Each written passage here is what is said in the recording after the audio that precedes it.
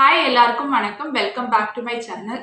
So இன்னைக்கு நம்ம பார்க்க போகிற வீடியோ என்னென்னா சயின்டிஃபிக் கால்குலேட்டர் எப்படி நம்ம யூஸ் பண்ண போகிறோங்கிறது. ஸோ இன்ஜினியரிங் நீங்கள் எடுத்துட்டாலே வந்து உங்களுக்கு கால்குலேட்டர் ரொம்ப அவசியமாக இருக்கும். அதுவும் சயின்டிஃபிக் கால்குலேட்டர். சயின்டிஃபிக் கால்குலேட்டரில் என்ன வேர்ஷன் நீங்கள் உங்கள் அகாடமிக்ஸ்க்கு யூஸ் பண்ணலாம், அந்த சயின்டிஃபிக் கால்குலேட்டர் எப்படி யூஸ் பண்ணுறது, அந்த டீட்டெயில்ஸை பற்றி இந்த வீடியோவில் நம்ம பார்க்கலாம். ஸோ ஒன் மோர் திங் என்னன்னு பார்த்தீங்கன்னா, +2 முடிச்சுட்டு இன்ஜினியரிங் ஜாயின் பண்ணுற ஃபர்ஸ்ட் இயர் ஸ்டூடெண்ட்ஸ்க்கு வந்து ஒரு சின்ன கன்ஃபியூஷன் இருக்கும். என்னன்னா, நம்மள கால்குலேட்டர் யூஸ் பண்ணலாமான்னு. கண்டிப்பாக கால்குலேட்டர் யூஸ் பண்ணலாம். சயின்டிஃபிக் கால்குலேட்டர் கண்டிப்பாக யூஸ் பண்ணலாம் நீங்கள். ப்ளஸ் அதில் ஒரு வேர்ஷன் இருக்குது. இந்த வேர்ஷன் மட்டும்தான் நீங்கள் அந்த கால்குலேட்டர் மட்டும்தான் உங்கள் எக்ஸாம் ஹாலுக்கு அலோடு. வேறு ஏதாவது அட்வான்ஸ்டு சயின்டிஃபிக் கால்குலேட்டரோ இல்லை நார்மல் ரெகுலராக யூஸ் பண்ணுற கால்குலேட்டர் எடுத்துகிட்டு போனால் அது அலோட் கிடையாது, டிபார் பண்ணிடுவாங்க. ஸோ நான் சொல்கிற இந்த வெர்ஷன் பார்த்துக்கோங்க. அதே மாதிரி உங்கள் காலேஜஸ் ரெஸ்பெக்டிவ் காலேஜஸ்லையும் நீங்கள் கேளுங்க எந்த வெர்ஷன் எடுத்துகிட்டு போகலான்னு. ஸோ நான் படித்து ஒரு 2 இயர்ஸ் கேப் வந்ததுனால ஏதாவது மாறி இருக்கலாம். நீங்கள் உங்கள் அகாடமிக்ஸ் உங்கள் ப்ரொஃபஸர்ஸ் கிட்ட நீங்கள் ஒரு தடவை செகண்ட் ஒப்பீனியன் பார்த்துக்கோங்க. இது நான் படிக்கும்போது நான் யூஸ் பண்ண கால்குலேட்டரோட வெர்ஷன். என் பிரதரும் எனக்கு அப்புறம் படித்த என்னோட பிரதரும் வந்து இதே கால்குலேட்டர் தான் யூஸ் பண்ணார். ஸோ மேபி இந்த கால்குலேட்டர் தான் ப்ரொசீட் ஆகிருக்கும்.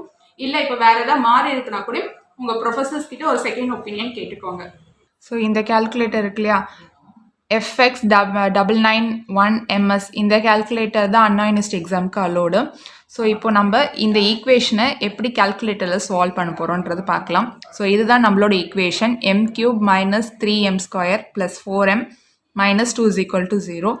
ஸோ நம்ம இதை சால்வ் பண்ணோம்னா 1 + j 1 - j இதுதான் நம்மளுக்கு ஆன்சராக கிடைக்கும். ஸோ இந்த ஆன்சரை நம்ம எப்படி கால்குலேட்டரில் எடுத்துகிட்டு வர்றதுன்னு பார்க்கலாம். இப்போ கால்குலேட்டரை வந்து ஆன் பண்ணிக்கோங்க. ஆன் பண்ணிவிட்டு மோடு இருக்கு இல்லையா, ஸோ மோடை ப்ரெஸ் பண்ணிக்கோங்க. 3 டைம்ஸ் ப்ரெஸ் பண்ணணும். 1 2 3 டைம்ஸ் ப்ரெஸ் பண்ணிங்கன்னா உங்களுக்கு ஈக்குவேஷன் மேட் VCTன்னு. மேட்டுன்றது மேட்ரிக்ஸு, ஈக்குவேஷன்றது உங்களுக்கு ஆப்வியஸ்லி தெரியும் இந்த மாதிரி ஒரு ஈக்குவேஷன். ஸோ இந்த ஈக்குவேஷன் நம்மளுக்கு தெரிஞ்சாலே தெரியும் இல்லையா. ஸோ இந்த ஈக்குவேஷன்றது கீழே என்ன இருக்குது, 1ன்னு இருக்குது. அப்போ நம்ம என்ன பண்ணோன்னா கீபேடில் 1 ப்ரெஸ் பண்ணணும். அப்புறம் வந்து நம்மளுக்கு என்ன கேட்கும்னா அன்னோன்ஸ் கேட்கும், இல்லைன்னா டிகிரின்னு கேட்கும். நம்ம டிகிரி தான் செலக்ட் பண்ணோம். பிகாஸ் நம்ம ஈக்குவேஷனில் இது எல்லாமே டிகிரி வைஸ் தானே இருக்குது. m³ m² m இதில் எது ஹையஸ்டான டிகிரி? ஹையஸ்ட் டிகிரி நம்ம எப்படி சொல்கிறோன்னா, எந்த பவர் வந்து ஹையஸ்ட்டாக இருக்கோ அதுதான் டிகிரின்னு வாங்க. ஸோ ஹையஸ்ட் டிகிரி இப்போ இங்கே வந்து ஹையஸ்ட் டிகிரின்றது 3. ஸோ நம்ம டிகிரியில் 3 சூஸ் பண்ணிக்க போகிறோம். 3 ப்ரெஸ் பண்ணிக்கோங்க. நம்மளுக்கு ஏவோட வேல்யூ என்னன்னு அது கேட்குது. ஸோ ஏவோட வேல்யூ என்னன்னு பார்த்தீங்கன்னா, இந்த m³ இருக்கு இல்லையா, இதுதான் ஏ. அதாவது எப்படி எழுதலான்னா, ஸோ இந்த இதை எப்படி எழுதலான்னா am³ மைனஸ் எது வேணால் இருக்கணும், மைனஸ் ஒரு ப்ளஸ் bm² + cm, இது வந்து ஒரு டின்னு வச்சுக்கலாமே, = 0. ஸோ இப்படி தான் இந்த ஈக்குவேஷன் இருக்கும். ஸோ m³ முன்னாடி ஏ இருக்கு இல்லையா, அதே பேஸில் தான் எடுக்கணும். இப்போ இந்த நம்ம ஒரிஜினல் ஈக்குவேஷன் சால்வ் பண்ணுறதுக்கு இருக்கிற ஈக்குவேஷனுக்கு முன்னாடி என்ன இருக்குது, 1 இருக்குது. ஸோ அப்போ நம்ம ஏக்கு பதிலாக 1ன்னு கொடுத்துட்டு ஈக்குவல்ஸ் கொடுக்கணும். அப்போ தான் அது செகண்ட் வேல்யூக்கு போகும். ஸோ பியோட வேல்யூ கேட்குது. பியோட வேல்யூ இங்கே என்ன இருக்குது, -3. இந்த சைனையும் நீங்கள் கன்சிடர் பண்ணிக்கணும். -3னா +3 இருந்தால் 3 + 3, -3னா -3. ஸோ பியோட வேல்யூ -3 கொடுத்துட்டு ஈக்குவல் கொடுக்கணும். சியோட வேல்யூ கேட்குது, அதே மாதிரி 4. டியோட வேல்யூ என்ன, -2. ஸோ -2 கொடுத்துடணும். ஈக்குவல்ஸ் கொடுத்தீங்கன்னா உங்களுக்கு வேல்யூஸ் கிடைக்கிது. ஸோ x1ஓட இதில் வந்து 3 வேல்யூஸ் கிடைக்கும். ஏன்னா டிகிரி வந்து 3 இல்லையா. இப்போ x1ஓட வேல்யூ 1. இப்போ ஏவோட வேல்யூ, பியோட வேல்யூ, சியோட வேல்யூ, டியோட வேல்யூ. ஓகே, இப்போ நம்ம ஈக்குவல்ஸ் கொடுத்துட்டோம்னா x1ஓட வேல்யூ வந்துடும். அடுத்தது x2, அப்புறம் x3. எல்லாத்தோட வேல்யூவும் 1 1 1 தான் இருக்கும். இந்த அப்பர் கீ இங்கே இருக்குல்ல, இந்த அப்பர் கீ ப்ரெஸ் பண்ணிங்கன்னா முன்னாடி போகும் ஆன்சர். டவுன்னா x2 அப்படி. ஓகே, ஸோ எல்லா இடத்தோட வேல்யூவும் 1 1. இங்கே பார்த்தீங்கன்னா எல்லாமே 1 1 இருக்கா, இல்லை, இங்கே 1 இருக்குது, இங்கே 1 + j 1 - j அப்படின்னு வேல்யூஸ் இருக்குது. ஸோ கன்ஃபியூஸ் ஆகிடாதீங்க. ஃபஸ்ட்டு வர்றது x1 இதோட வேல்யூ. செகண்ட் வர்றது x2, இது x3. ஸோ x2ல வந்துட்டு ரியல் நம்பர்ஸ் தான் நம்மளுக்கு காமிக்கும். இமேஜினரி டேர்ம்ஸ் எப்படி இருக்குது நான் சொல்கிறேன். ஸோ ரியல் டேர்மில் 1, x3யும் 1. ஆன்சர் கரெக்டாக சால்வ் ஆயிடுச்சா? இப்போது இந்த ப்ளஸ் ஜே மைனஸ் ஜேன்றது எப்படி எடுக்கிறதுன்னு பார்க்கலாம். ஸோ x1க்கு வச்சுக்கோங்க. நான் சொன்னாலே இந்த அப்பர் கீ டவுன் கீ வச்சுக்கிட்டிங்கன்னா தெரியும். இந்த அப்பர் கீழே x1 வந்துருச்சா? ஷிஃப்ட் தெரியுதா உங்களுக்கு? இந்த ஷிஃப்ட் ஈக்குவல்ஸ் கொடுத்தீங்கன்னா உங்களுக்கு க்ளோஸ்அப்பில் தெரியுதா? x1ஓட வேல்யூ 0 ஐன்னு இருக்குது. ஒரு நிமிஷம். இப்போ 0 ஐன்னு தெரியுதா? அப்போது 1 + 0. 1 + 0ஓட வேல்யூ 1 தான்.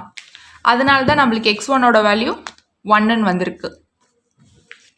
அடுத்தது x2ஓட வேல்யூ ஈக்குவல்ஸ் கொடுத்தீங்கன்னா x2ஓட வேல்யூ வந்துடும். ஸோ x2க்கும் சேம் இமேஜினரி டேர்ம் கண்டுபிடிக்கிறது சேம் தான். இந்த ஷிஃப்ட் இருக்கா? ஷிஃப்ட்டை ப்ரெஸ் பண்ணிக்கோங்க. ஷிஃப்ட்டை ப்ரெஸ் பண்ணிங்கன்னா உங்களுக்கு இங்கே மேலே ஒரு லோகோ மாதிரி தெரியும். ஒரு நிமிஷம்.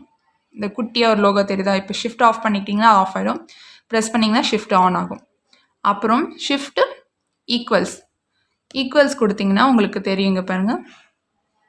1i தெரியுதா? 1i, அதாவது இங்கே எந்த சிம்பிள்ஸுமே இல்லை, ப்ளஸ் 1i தான். அதனால தான் நம்மளோட x2ஓட வேல்யூ 1 + j. இப்போ 1 - jக்கு மைனஸ் டேர்ம் வருதான்னு பார்க்கலாம். ஸோ நெக்ஸ்ட்டு டேர்முக்கு வரதுக்கு டவுன் ஏரோ ப்ரெஸ் பண்ணிக்கோங்க. x3 இல்லையா? அகெயின் ஷிஃப்ட் ஈக்குவல்ஸ் கொடுத்தீங்கன்னா உங்களுக்கு ஆன்சர் வர தெரியுதா? ஒரு நிமிஷம். -1i தெரியுதா? ஸோ நம்மளுக்கு இது வந்து நம்ம ஜேஐன்றது நம்மளோட இமேஜினேஷன், லைக் நம்ம இமேஜினரி டேர்ம்ஸாக வைக்கிறது. நீங்கள் ஐ கூடயும் கன்சிடர் பண்ணிக்கலாம். ஸோ 1 வந்துருச்சு. 1 + j 1 - j. ஸோ இந்த மாதிரி ஒரு ஈக்குவேஷன் கேட்டிருந்தாங்க, அதை டக்குன்னு சால்வ் பண்ணோம்னா நீங்கள் கால்குலேட்டர் இது யூஸ் பண்ணிக்கலாம். ஆர்எல்ஸ் உங்களோட ஆன்சரை வச்சு நீங்கள் இது கூடயும் வச்சு வெரிஃபை பண்ணிக்கலாம். இல்லை நான் இப்போ வந்து என்னோட வேல்யூஸ் வந்து நான் மாற்றி கொடுத்துட்டேன், இதே ஈக்குவேஷனில் வந்துட்டு -3க்கு பதிலாக +3 வரணும், நான் மாற்றி கொடுத்துட்டேன் அப்படின்னா இந்த ஆன் பட்டன் இருக்கு இல்லையா? ஆன் பட்டன் ப்ரெஸ் பண்ணிங்கன்னா நீங்களே பார்த்துருப்பீங்க, அது ஏவோட வேல்யூக்கு வந்திருக்கும். ஸோ ஏவோட வேல்யூ கொடுத்து அது அப்படியே இருக்கட்டும். ஸோ பியோட வேல்யூ -3க்கு பதிலாக நம்ம +3 கொடுத்துக்கலாம். அப்போ அது +3 நோட் ஆகிடும். இப்போ சியோட வேல்யூ 4.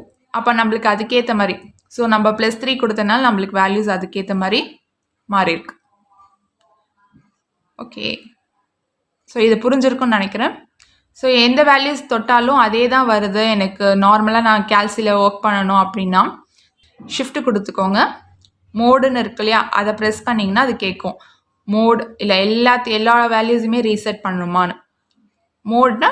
மோட்லேருந்து வெளியே வந்துட்டு 2 மோட் கிளியர் ஆகிடும். ஈக்குவல்ஸ் கொடுத்துட்டிங்கன்னா மோட் கிளியர். வெளியே வந்துட்டிங்கன்னா நார்மல் நீங்கள் கேல்குலேஷன் போட்டுக்கலாம்.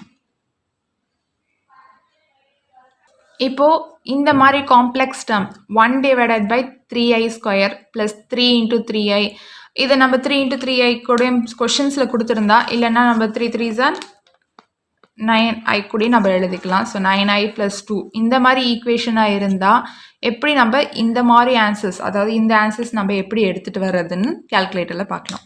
ஸோ அகெயின் கேல்குலேட்டர் ஆன் பண்ணிக்கோங்க. இந்த வாட்டி மோட் ஓப்பன் பண்ணோடனே காம்ப்ளெக்ஸ்ன்னு இருக்கா? இந்த காம்ப்ளெக்ஸ் ப்ரெஸ் பண்ணிக்கணும். காம்ப்ளெக்ஸ்ன்றது 2. அப்போது நம்ம கீபோர்டில் 2 ப்ரெஸ் பண்ணிக்கணும்.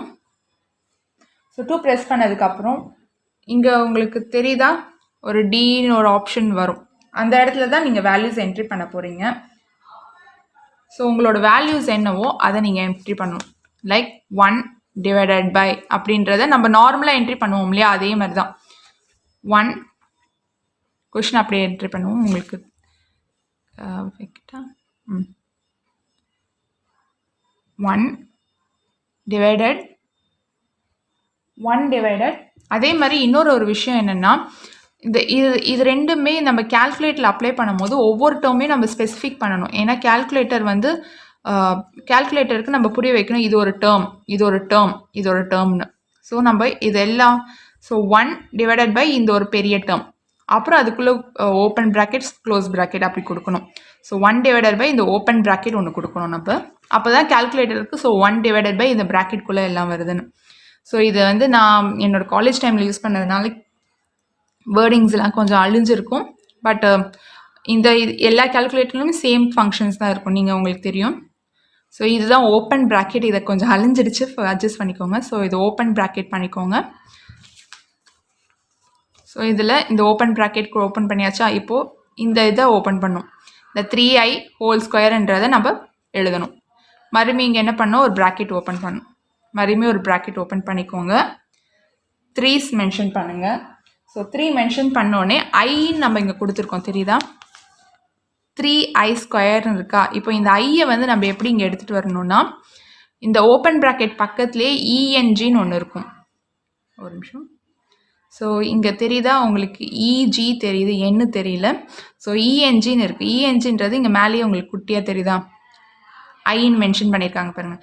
ஸோ நீங்கள் அந்த ப்ரெஸ் பண்ணிங்கன்னா உங்களுக்கு மேலே ஒரு ஐயோட வேர்ட் வந்துடும்.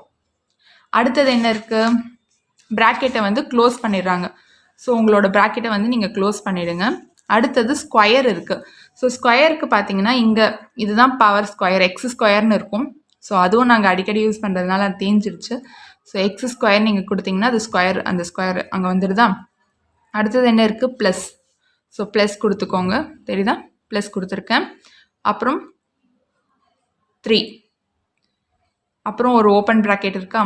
அப்புறம் 3 ஐஎன்ஜிக்கு சாரி இஎன்ஜி, இங்கே இஎன்ஜின்னு கொடுத்தா ஐ வந்துடும். Close bracket. ஓகே. அப்புறம் +2 இருக்கா? அப்புறம் ஒரு பெரிய ப்ராக்கெட் க்ளோஸ்.